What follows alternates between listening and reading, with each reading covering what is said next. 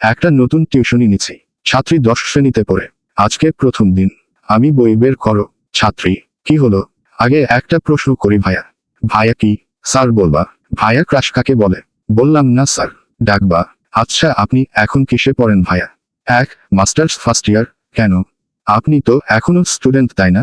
আপনি উপর ক্লাসে পড়েন আর আমি নিচের ক্লাসে পড়ি। আপনি তাহলে সিনিয়র। আর সিনিয়রদের তো ভাইয়া বলেই ডাকে। তাই না ভাইয়া? এবার বলুন ক্রাশ কাকে বলে? বিপরীত কোন কিছুর উপর আকৃষ্ট হওয়া। তাহলে এটা খায় কেন? চা দিয়া বেচাইয়া।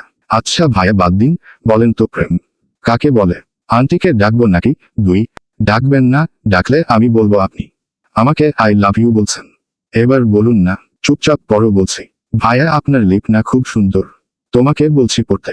ভাইয়া আপনার শার্ট কোথা থেকে কিনছেন? আন্ডারস্কোর। আজব তো, পড়া শুরু করো। আপনার ফোনটা দিন, তাহলে পড়তে বসবো। ফোন নিয়ে শুরু হলো।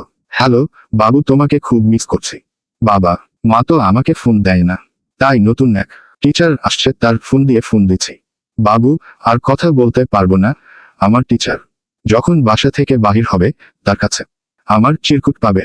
আবার তুমি চিরকুট দিবে টিচারের কাছে, সে আমাকে দিবে। তাদের কথা শুনে বুঝলাম এটা টিউশন। চাকরি করতে না, পিয়নের চাকরি করতে আসছি। তাড়াতাড়ি ফোনটা নিয়ে পালাই। ভাবা যায় এগুলা